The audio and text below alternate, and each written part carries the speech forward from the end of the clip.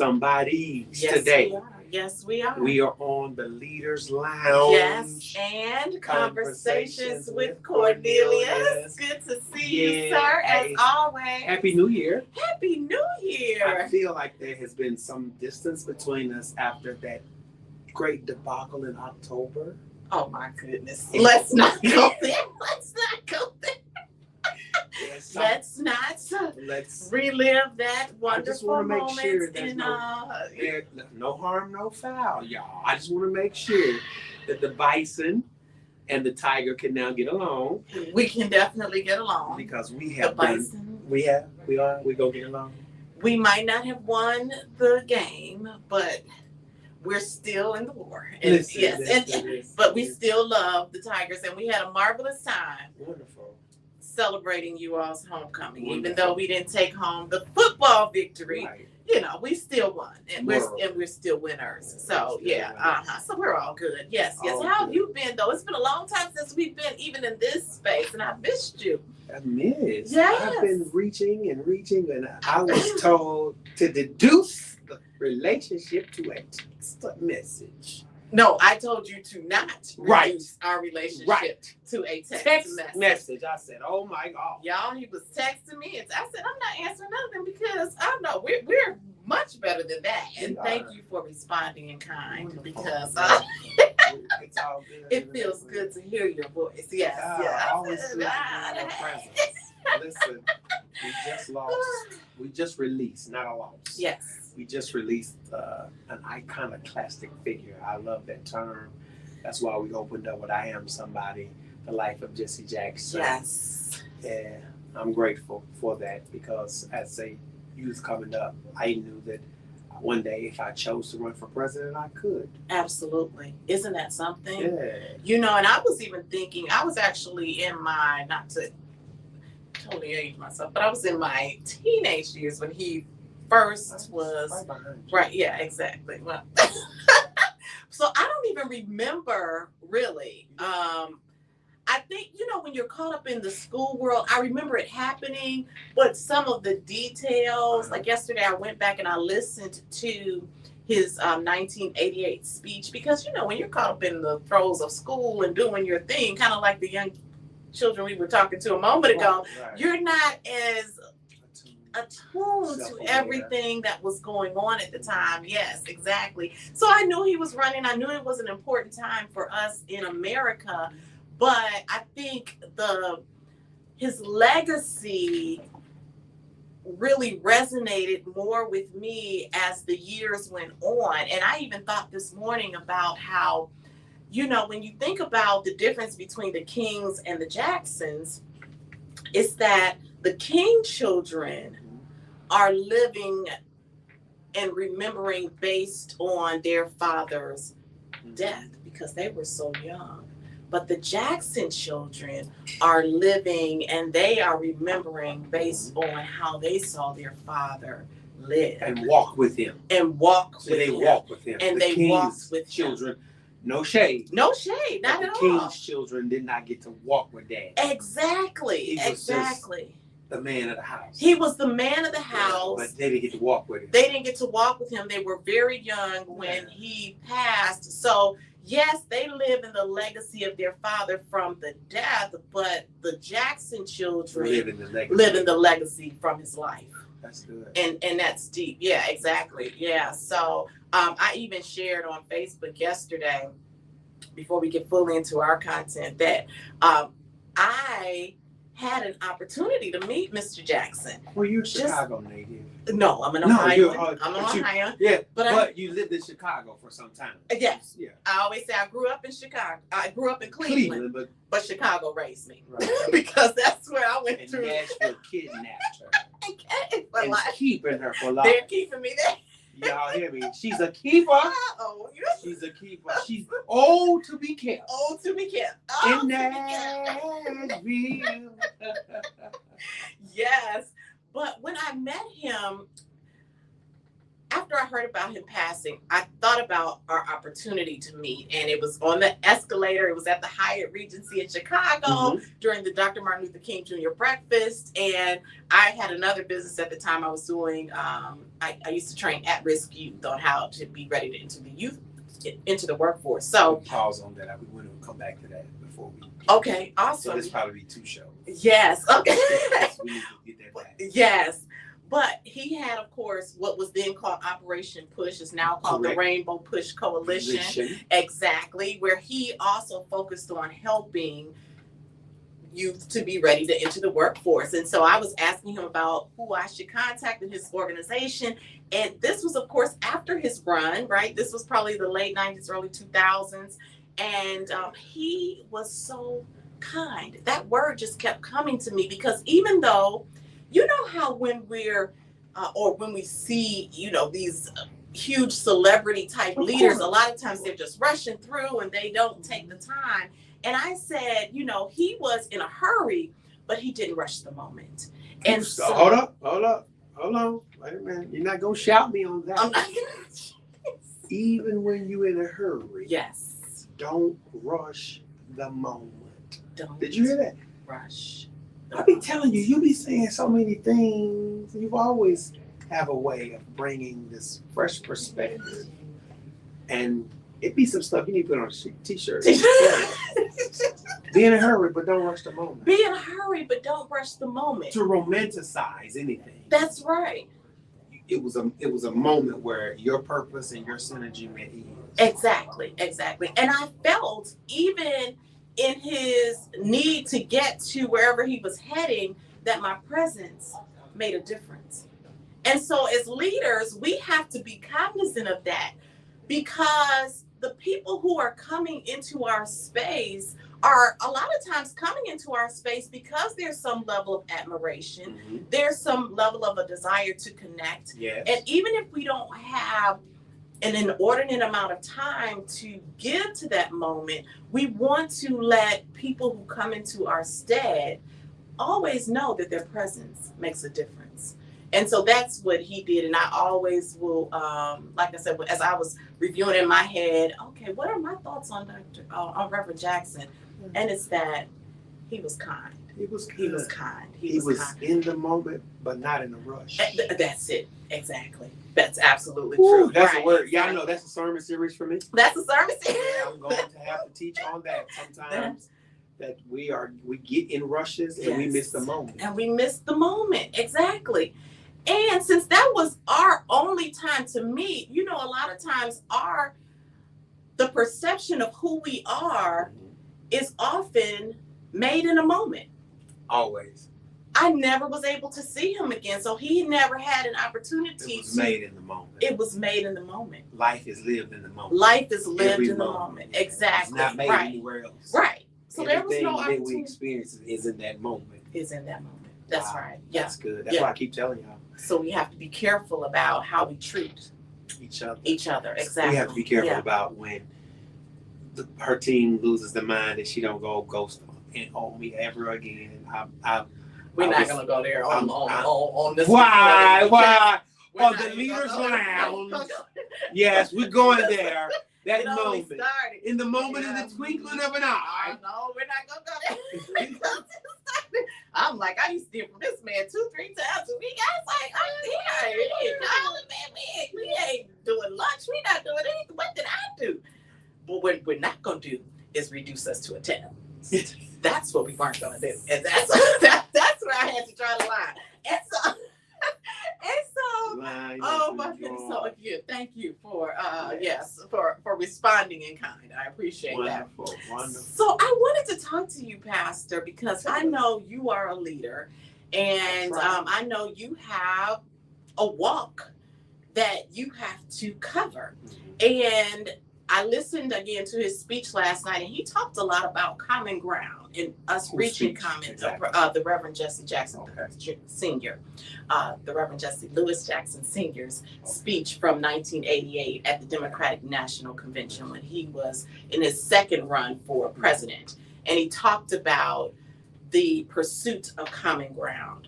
And so as I thought about what I wanted to talk about and really lean into as we pay homage to him is that thing called the cost of common ground. And I also listened to or read where they say Miss Santita Jackson, his first child, was saying that they were the donation to the world because as he was... Slow down, say that again. They were the what? They were the donation. His children were the donation to the world because she said 300 out of 365 days, and I'm sure she was estimating or guesstimating, he was not there because they inherently had to donate their dad to the world in pursuit of his mission of common ground or leadership. Exactly. And so let's walk through a few things, if you don't mind, about what it really does cost, because I think sometimes leaders, we want to be in a leadership role, we want to have the title, we want to have that positional power, but there is a cost on the other side of that. And I want to spend a little time helping leaders even understand when you want that title, there's something that comes to that. I even think about as a business leader, there are certain places, I love to dance, you know that, but there are certain places that I just don't go. I always look now, where is this going to be? Because I have to be, I have to consider the backdrop. Yeah. What is the backdrop? I'm just out having fun, but I just can't just walk in. I can't have my background or with my environment look different than what I want to present, because we are the ambassadors of our own brand, right? And first. I'm the first ambassador. First, exactly. So I would love to, finger pop with y'all, but I can't do it. I'm not finger popping y'all. There's a cost. I'm the pastor, so I don't get to go to the place where we finger pop. That's right. He does exactly. You don't. You don't think we just would. Yeah. And so while we say can't be saturated or soiled. Say that again. By the wrong exit and entrance. That's it. Can't be saturated or soiled. They cannot. Yeah, they cannot. Yeah, by the wrong. By the wrong. The wrong. And even if you feel like you're in the right, perception, as they say, is 9/10 of the law. It's everything. It's everything. It's everything. So the first thing that I want to talk about is in this cost of common ground leadership is the conviction piece. Because when you're deciding to be a leader, and when you're deciding to be a leader at the level of a Reverend Jesse Lewis Jackson Sr. and a Pastor Cornelius Hill, you have to first be convicted before it's even popular. So talk a little bit about what that means and what that causes you to change or adjust in your life as you are pursuing common ground leadership. Great question. Romero and I were doing some studies last year, 2025, the spring and the summer, and the word transformation kept coming up. And according to one research assistant, transformation takes place in 3 areas: behavior, perspective, and self-awareness. So when you talk about your cost, the conviction, your behavior. Yes. Your behavior. Yes. Your behavior. Your behavior. That's right. Yes. I still want to behave. But your behavior is not your beliefs later, but your behavior first. That's right. Because at some point, your behavior and your beliefs should align. That's right. And when you're walking in this conviction, your behavior totally changes. That's right. Like you just stated, I just can't walk into any room. Right. Just because the door is open. That's right. Oh, that's good. I just can't. I cannot. I can't afford to be in a place where it looks like it's paved, but it might be mud, quicksand. Might be. Yes. So your behavior changes, where you go, what you say, how you think. Yes. Your perspective begins to change. Yes. When you say, I want to sit in this seat of leadership. Do you really? Like right now. There's some better, there's some probably not as good as us. Everybody, but there's some that probably want to be us. But do you really want to go back and retrace the last years, seasons of our life. Right. To say, how did they get to sit in those seats? How exactly? How did they get there? Right. Did you put in the work? Did you write books? This is an author. Have you written books? Do you have podcasts? Do you do leadership training? Yes. Have you had to go through some tumultuous work experiences that shape and birth purpose? That's right. Yeah. Oh, we just want to, she's glamorous. She's got the hair, the nails, the world class.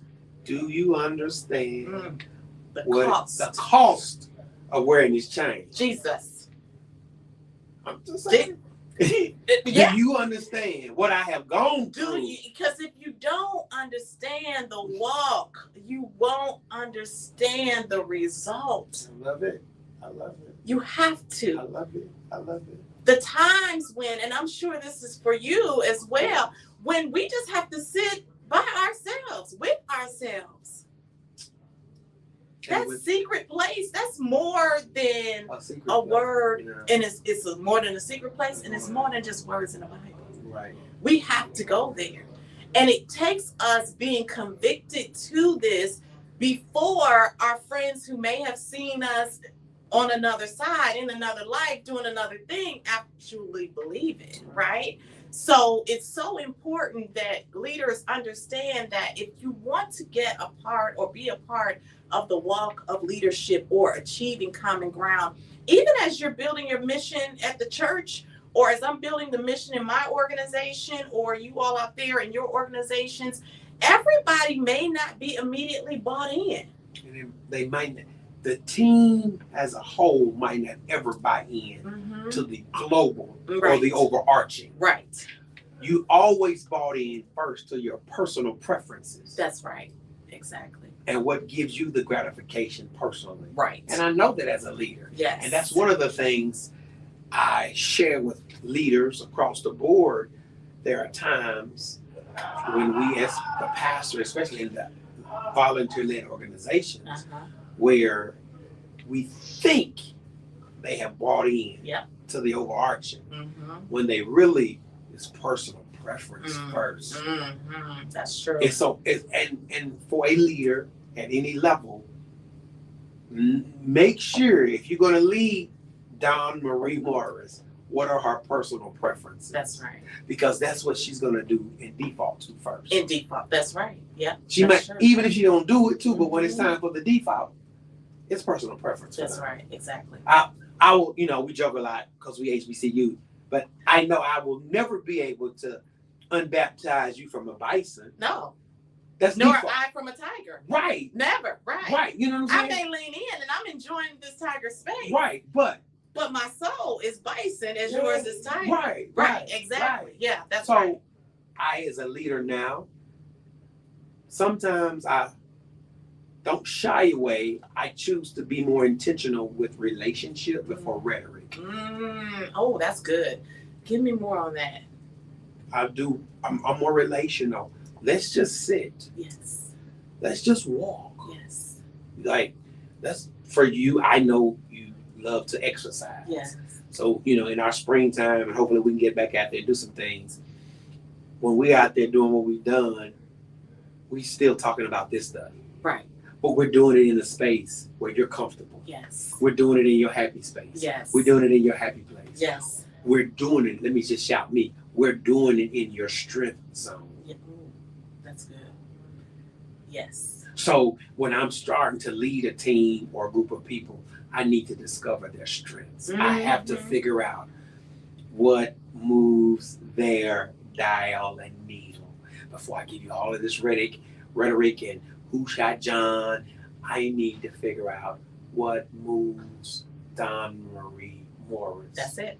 And I pick with you now because I'm still y'all ready for this book. Lessons I learned in the kitchen with my mother from making a that might be the next one. German chocolate cake. I know. But I'm serious. Right. Here's what I know is going to happen, and I'm not playing.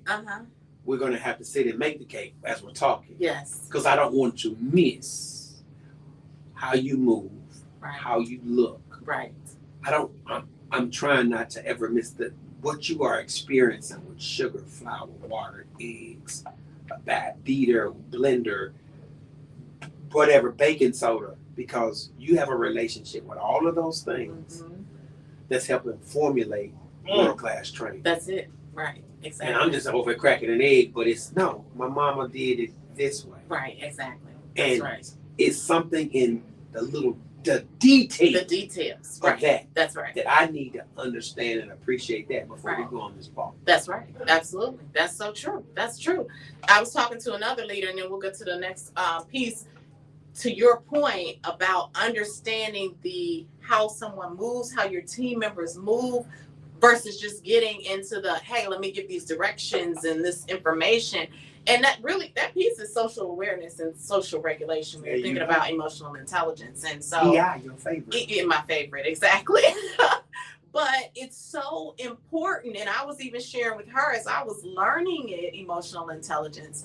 It was a light bulb for me because my social regulation was extremely high, but my social awareness was not. And so when I asked the person who certified me, why was there that disconnect? She said, well, Dawn, people may be doing it because you've asked them, but it doesn't always mean they want to. And so I was like, oh, okay. So they're going with you, but it doesn't necessarily mean they're fully bought in to the walk. Right. And so it's caused me to get into a place where I've learned to now look for what I don't see. What's not being said, I'm sorry. Look for what's not being said, because people may not tell me, but their body language is showing it. Their face is saying something. And so that's caused me now to ask the next question.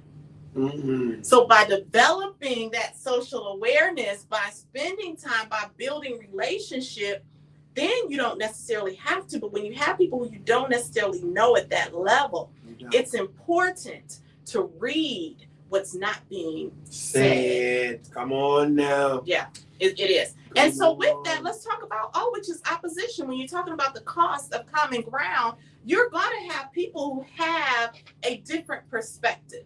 I'm sure that the Reverend Jesse Lewis Jackson Sr., as he was in pursuit of civil rights, as he was in pursuit of running for the presidency, he was sent internationally to negotiate the release of hostages. All of these things, I'm sure, came against opposition. So as we're thinking about becoming great leaders and kind of walking in that legacy, how do you, beyond relationship, handle when opposition comes? I get further grounded in who I am. Excuse me. I need to make sure that I'm the best version of me. Because there are times when opposition arises, I'm going to get the worst version of them. Let the church say that again. Amen. Say it again for the people in the back. I know now, in my 20s, I didn't have that self-regulating piece and you said self-regulation and self-something. I said social awareness and social regulation. I couldn't. I thought it was, when I promulgated it and stood, I thought it was just embraced. Now I get up working on me, not on them. Oh my goodness. I get up working on me. Oh my goodness. And even, our producer, you ain't mad? No, what am I getting mad for? No, we're not getting mad. I'm not getting mad because I understand self-awareness and social regulation. Right. And then I go open to the Bible, and many left Jesus in 3 years. You would have thought that would have responded better. But you've taught me the difference between a reaction and a response. So now I walk in the meeting knowing this is how he gonna react, this is how she gonna react. Based upon the minutes of the last meeting, I'm expecting a reaction rather than a response. Okay. So I'm working on me. I'm working on me. I'm working on me. I'm working on me. And I said, thank you, Jesus. He smacked me upside the head and said, look, bro, you ain't getting it. I said, what? He said, why do you think I kept saying I am? Because they were not. So I kept saying I am. Yes. So Yes. now I understand Yes. my emotional intelligence. Yes. Opposition is a part of the calling. It's a part of it. And opposition comes with the cost. Mm-hmm. Yeah. And for Jesse, and I land my plane because I know Yes. you want to add, No. to walk in those brutal streets of the 60s and then to be on that balcony that night, the trauma of all of that, this is just what it is. Trauma. This is what it is. That's what it is. He says, Doc, can you hear me? Doc, can you hear me? Like, and for me, I have watched animals be unalive. Okay. You know what I'm saying? Right. Growing up country, Right. shooting animals. Right. For me to watch another human be unalive, oh my goodness. It births a deeper conviction It births a deeper conviction that nobody can take away from you. Right. It does. It does. But that level of opposition, right. this is what it is. Right. This is what it's going to cost me. Right. Exactly. Yeah. And that was. That's what it's going to cost me. Oh my goodness. See, emotionally, you've changed. You've I've into changed another because gear. I've just visualized that. And you understand yeah. I wish you could go get Abernathy and Jesse and do Yes. their emotional intelligence from April 3rd up into the present. Right. I need everybody, all those men in that space. I need to do what was it in 1968, then what is it in 1998? Right. Exactly. Because, and that's the thing that we don't share enough of. That we don't. That's right. Exactly. So I'm going right. to work on me. You got to work on you. Exactly. No, we are. And expect it. I love how you said, Al, I'm going in the meeting expecting it. I used to be too of that. I'm going to call it the naivete of my youth, right?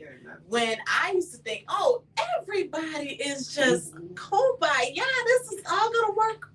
Now, I'm more like you, where I'm expecting, and I now think 2 steps, 3 steps ahead. If this is what how they respond, and this is going to be my response. If this is the reaction, then this is what I'm planning to say. And there still may be something that comes my way that I have not prepared for. But the one thing that I am now more ready to handle is resistance, because I understand it comes in every direction. I remember at my last job, I used to say before I went upstairs when I was sitting in the parking lot, I said, somebody's going to say something crazy.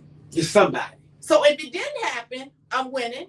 If it did happen, I'm winning. I'm ready. Because I'm ready. I'm ready. That's it. Exactly. I'm ready. And so I think that's an important point that you raised. Number one, to expect opposition, work on you. I heard another gentleman I was talking to, we were just talking about some things environmentally from the business standpoint that may not work out. He said controlling controllables, and that has stood with me. Slow down. Control the controllables. Control the controllables. We cannot. Control the controllables. Yes.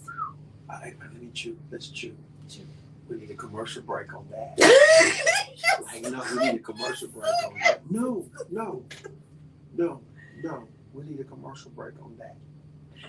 And I have to say this in this space. Had our paths not crossed at this space and place, even though she ghosted me, I need something. Y'all do not ever believe this. Listen. Yes. I don't know if you were aware. Everything that you poured into me, I poured into organizations at every level. Nice. Nationally, I just was appointed to another office. Oh, congratulations. Okay. Yes. Because of self-awareness and self-regulation, working on me. Not being so reaction-driven, but response-driven. That's right. Dr. Mean Way, the eye doctor, oh, right, was on my podcast. Oh, okay. Right. On the podcast. And I can't wait till the 3 of us sit down and do some things. Yes. Because entrepreneurial space, he's healing blindness around the world. Okay. Has a movie out and a book. Okay. But had I not been given that professional grace from this relationship, there's a possibility I would have forfeited all of that. Okay. Does that make sense? That makes sense. Absolutely. That makes sense. Yes. That fact that I am in a space now to listen. Right. and lead through listening first. That's good. Rather than lead through moving and marching. That's good. Before I give orders, my opportunity is to first listen. That's right. And I might not get to where I want to go, but I'm going to take some initial steps. Not only your opportunity is to listen, your responsibility is to listen. Is to listen. And I didn't learn that until later in leadership. Oh, but we're always growing. We're always growing. And I am as well. So yeah, no. Because the better we listen.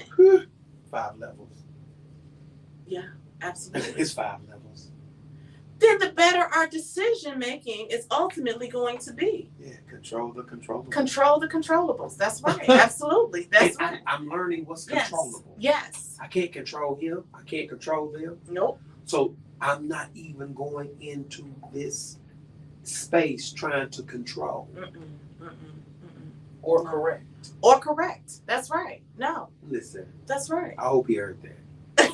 Because he's still our junior. He's still okay. Okay. That's all I was saying. And he wants to be more like Peter and cut ears. Oh. And it's like, that's not necessary now. Because it's going to leave a blemish on your leadership that you will never be able to get off. Right. Because people will always bring that up. Right. Exactly. That point up. That's right. Exactly. Yeah. As good as you were. Like I'm joking with you. She ghosted me. I don't care where world class goes. She ghosted me after October. You know, people are going to always bring that up when it wasn't even that. It was not that. And it did not happen. Exactly. So let's just, for whatever record we it did not happen. But that did not happen. But that is so powerful. That is. Yeah. That you are equipping through me a national church movement now where I have the opportunity to help set more curriculum in place and give voice to us as scholars and theologians. That's a blessing. It is. Right. That's a blessing. And if I've blessed you, as you've said I have, through this, then my labor is not in vain. It's not in vain. Because that's why I'm here, right? That's the common ground of leadership, right? And I have a responsibility to deliver on that when the cameras are on and when the cameras are off. But you've done more. Yeah, the camera's on now. Right, the camera's on now. But you and I have poured into each other, right? Always. Right. Always. It doesn't matter. Right. There's never a moment. Never a moment. After we got to that space, excuse me, where we were both always pouring. Exactly. Right. We was waking up pouring. That's right. Pouring.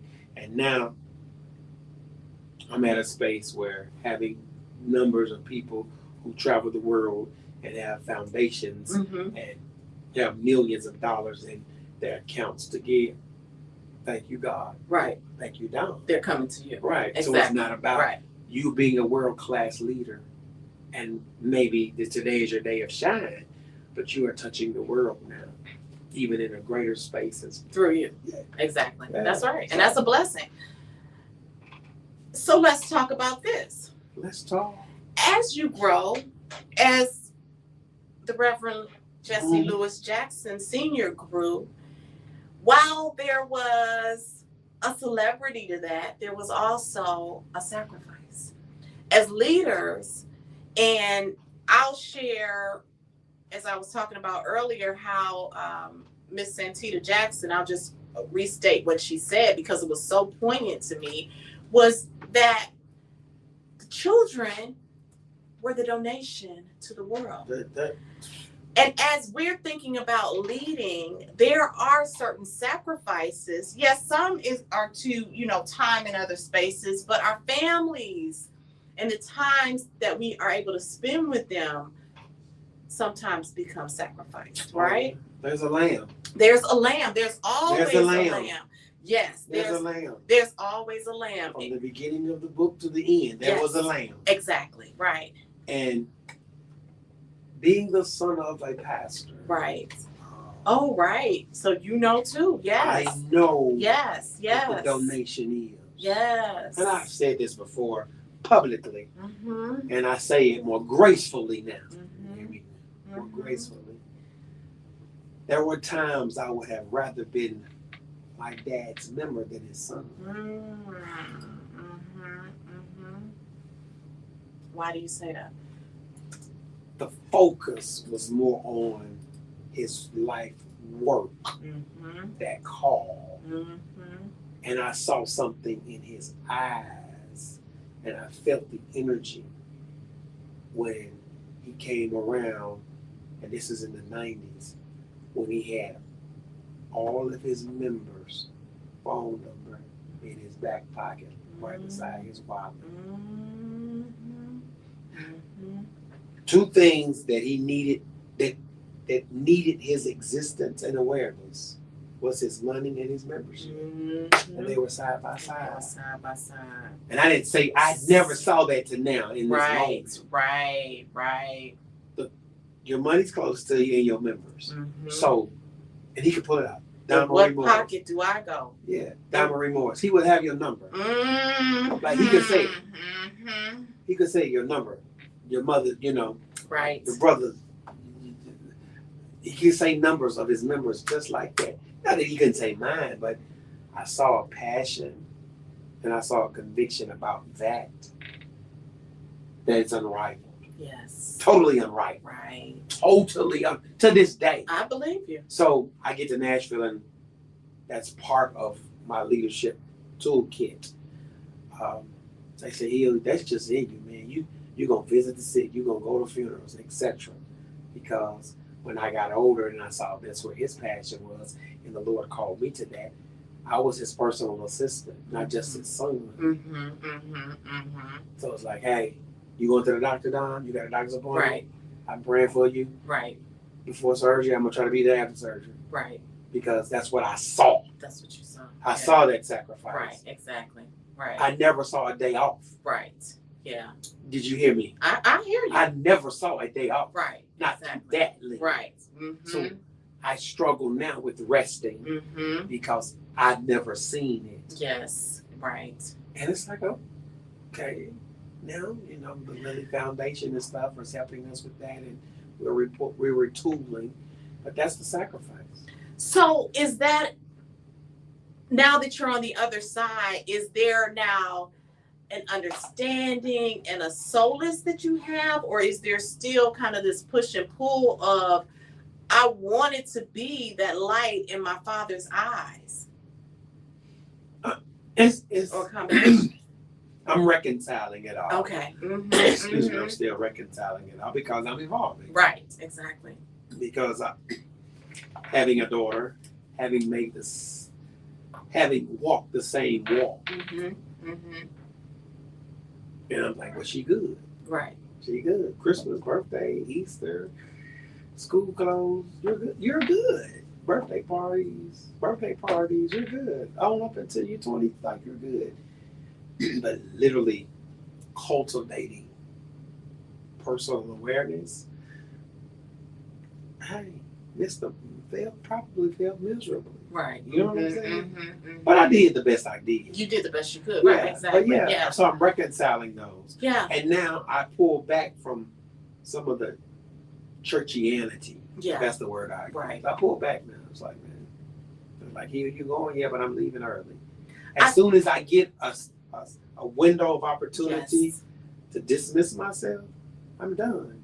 I'm going to the game. And I think that's the piece. And now you have a grandson too. It's a learning of really what matters most, right? Right. I mean, my dad was a leader in Cleveland. He was an advertising executive, and so to the world they were like Mr. Don Carter, Collar Post, and all of this. And so, but when he came home, some days he wasn't that nice, right? So I was like, y'all see this person and this, dressed up out here doing it, eyes lighting up, because for him, I mean, we used to be able to go to any concert, anywhere, sit in all the loges and all of those things, which were nice.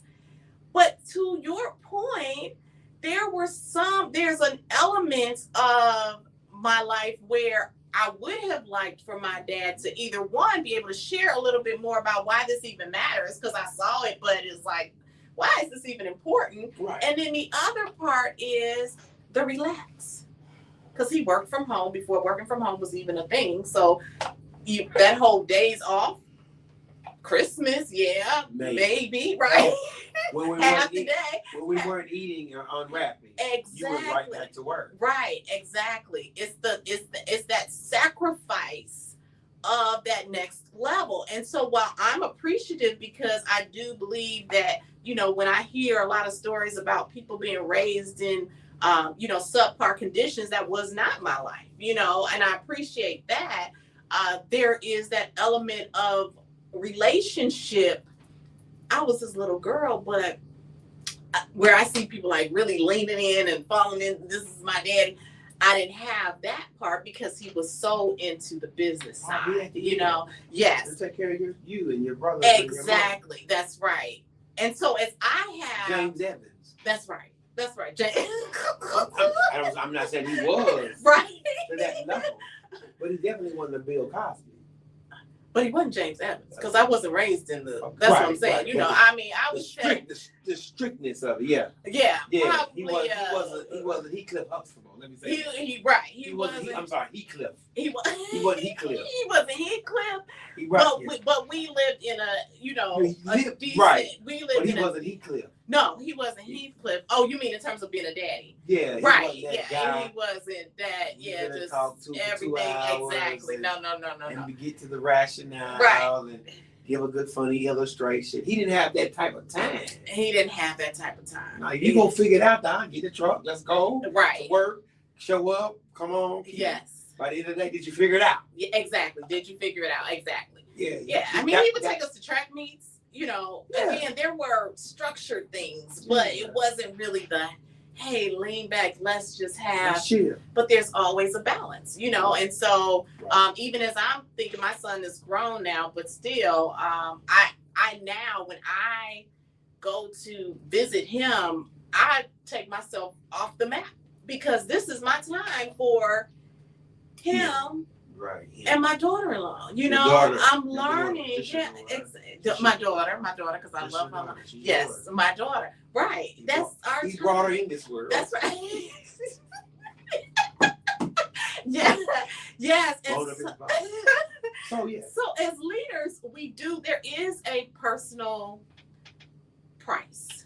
Very much so. Of public service. Mm-hmm. There is. And we have to understand that. As we're growing, it's really important I was even sharing with another leader, she's CEO of a company here in Nashville, and she was talking about spending time with her grandson, and she said, he lives in California, so she's like, I'm, vacillating between going back and forth. I said, do it. Don't do it. Exactly. Just do it, because you won't regret doing it. Right. You'll regret not doing it. That's right. You'll regret it being the not. That's right. Exactly. Getting up flying, you got to do it. That's right. Yeah. Mm-hmm. But you might regret going to the airport and flying, but once you land. Right. That's right. The regret goes out the door. The regret goes out the door. And so we have to, although I'm sure that the Reverend Jesse Louis Jackson Sr. recognized the sacrifice and believed in, from his spirit and his soul, hey, this is what has to happen. And of course, Mrs. Jackson had to sacrifice time with her husband. It's all a part of it. I think as we are growing and building ourselves as leaders, recognizing that, yes, there is a sacrifice that takes place, but also trying to find that balance. I don't really believe in balance there. We have to find that nugget of our day, mm-hmm. where we dedicate to leaning fully into, I'm not going to say what matters most, but in a lot of times it matters more, because when you talk about the alignment of God, family, then work, then we have to make sure that family matters, and our eyes light up, to your point, when we see our family as much as they do when we're in our work. Yeah. Absolutely. Hey, it comes with a sacrifice. It comes with a sacrifice. It does. Yeah. So we gotta watch our time. Yeah, we gotta wrap up. I know. Last thing on this cost of common ground is tenacity. So no matter what, so we've talked about connection, opposition, sacrifice. You've got to be tenacious. At the end of the day, your why, your purpose, the reason that you wake up every morning and do this has to be grounded so deeply that you're tenacious in the pursuit no matter what. Would you not agree? It's like going back to self-awareness, behavior, perspective. Like, it's what you smell, it's what you eat, it's what you breathe, it's what you drink, it's what you think, what you drink, what you smell, what you breathe, what you eat. And it's always going. You never wake up and not do those things mentally. Right. You understand that, Lee? Right, I do, absolutely.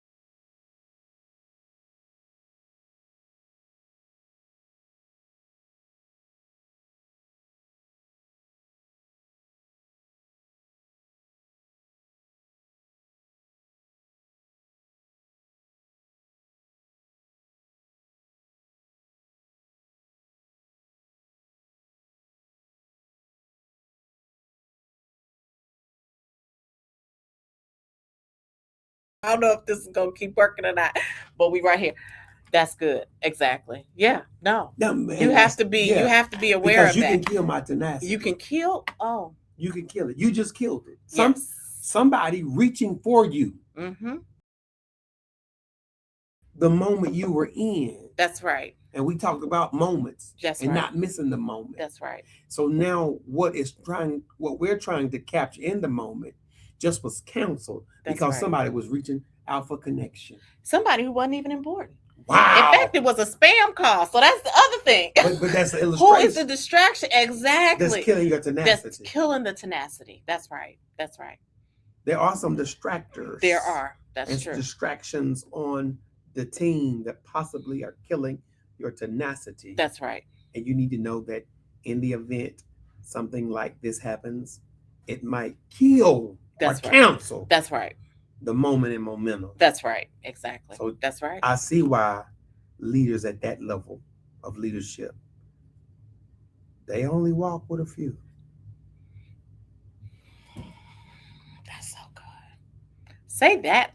Because I don't know, you said it kind of low. I need you to say that a little, raise the level on that. Say it again. Leaders at that level. Yes. Only walk with a few. Only walk with a few.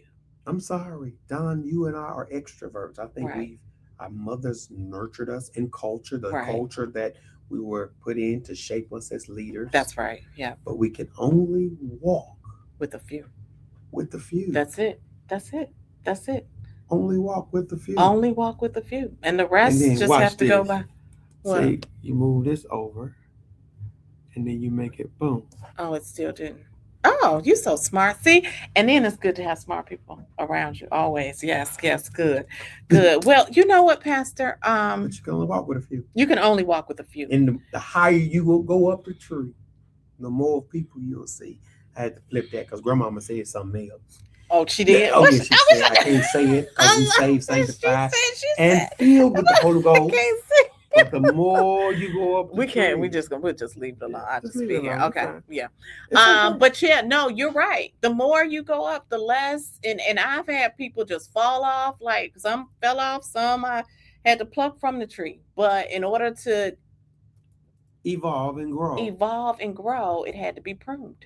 It had to be pruned one way or the other. And so, and I had to stay the course. When it's slow, when it's fast, when it's quick, when I got the answer, when I don't. Stay the course. Stay the course. Now, stay the course. As we're closing, because you're about to go to the meeting. Yes. Where can we buy your books? Where can we buy your t-shirts? Oh my goodness, Where I'm can we glad do you those asked. Things? Now, do this me a favor. Put that over here like I got my computer. Put this over there on the other side. Yeah, no, just put it, yeah. So I can see both of us. Oh, he's so smart. I love smart people. We love smart people. Okay, cool. Where can we get your book? We can get them at your product.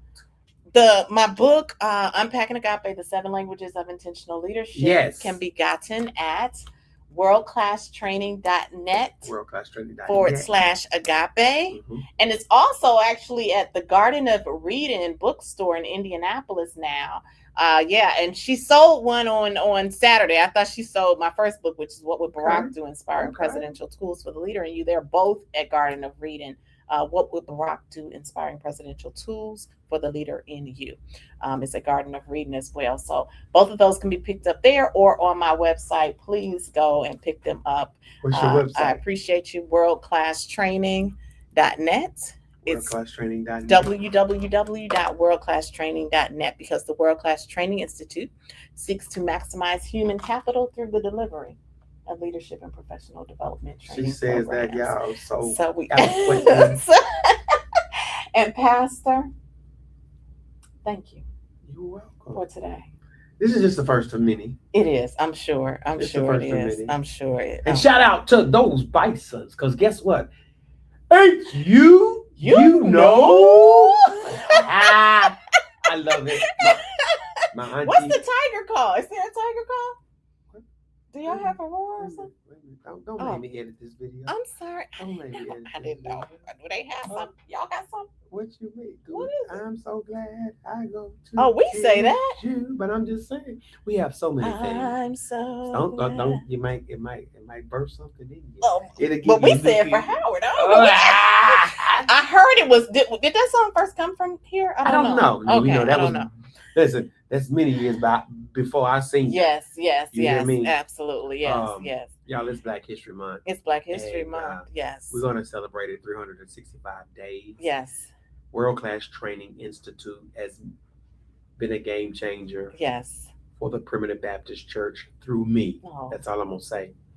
And possibly there's some other opportunities where I can add value and will add value. It's because I have gone through all of this stuff in conversation with the lovely Dawn Marie Morris. Yes. I love it. I love it too. I love it. So what's the cost?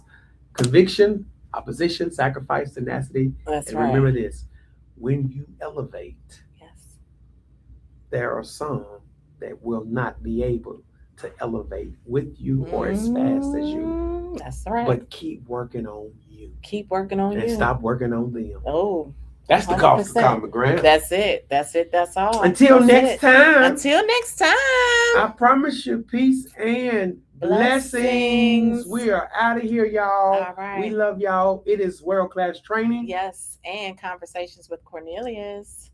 The Leaders Lounge is here.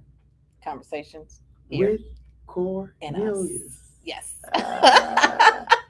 Take care.